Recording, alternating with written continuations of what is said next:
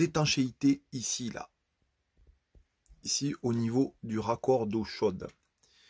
En fait, depuis une petite semaine, enfin la moitié de la semaine, ça fait des bulles et ça déborde quand j'utilise l'eau. Donc c'est pas agréable, ça me fait une fuite et je suis obligé de couper l'eau. J'ai changé le raccord rapide que vous voyez là en me disant que ça venait de lui. Et en fait là ce matin je viens de démonter le nez qu'il y avait et là voilà. Je sais pas si vous voyez bien. Ici là on a une partie qui est abîmée. Qui a visiblement trop chauffé. Et donc en fondant, ça crée un problème d'étanchéité. Donc il faut que je le remplace. En attendant, pour pouvoir continuer à utiliser l'eau chaude, je vais en mettre un autre. D'une taille supérieure mais avec un petit adaptateur. Et puis je vais probablement en commander un en laiton, histoire que il ne tombe pas en panne aussi facilement. Voilà pour le moment. Bien, j'ai pris ma douche, mais c'est pas gagné. Hein. Le raccord que j'ai ici, là, que j'ai remplacé, n'a pas tenu sous la pression de l'eau, avec l'eau chaude. Il a carrément été expulsé. Ouais, pas top. Du coup, j'ai dû, en catastrophe, couper la pompe à eau et tout, puisque ça coulait non-stop. Enfin bref, toute une histoire. Et pour le coup, c'est sûr, il me faut un raccord laiton ici. C'est d'ailleurs ce que je vous recommande pour un chauffe-eau comme ça. Il faut vraiment des raccords laiton, surtout sur la partie eau chaude, parce que vraiment la montée en pression, la dilatation avec la chaleur, enfin voilà. J'ai quand même pu me mouiller, prendre un bon début de douche. Je me suis pas trop savonné, mais bon, au moins, je suis douché.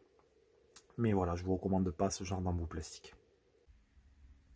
Alors, petit retour sur cette histoire de fuite que j'avais ici, donc avec le raccord en plastique. Vous voyez, j'ai acheté des raccords laitonnés.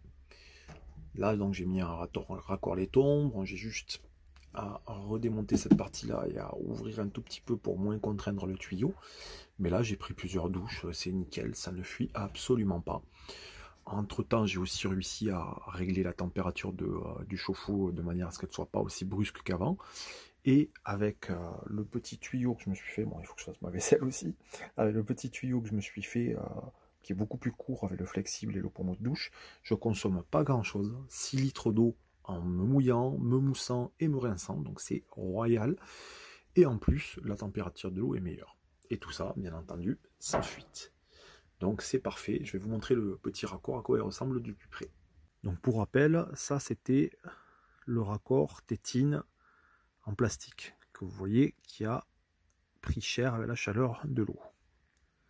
Et là, hop, voici le même raccord en laiton. Celui-ci est neuf, hein, j'en ai acheté deux au cas où. Donc celui que j'ai positionné c'est bon, et celui-là, c'est celui en laiton qui ne risque pas de fondre. Ça m'a coûté 3 € l'unité. Donc franchement, sur Amazon. Voilà. Par tout faire avec du laiton, au moins ça sera beaucoup plus costaud. Et voici les dimensions qu'il vous faut pour le mettre sur ce type de chauffe-eau. Du 15-21, c'est-à-dire du 1,5. Voilà. Quant à moi, c'est très bien maintenant. Je suis rassuré, j'ai plus de fuite. Ça, c'est une bonne nouvelle.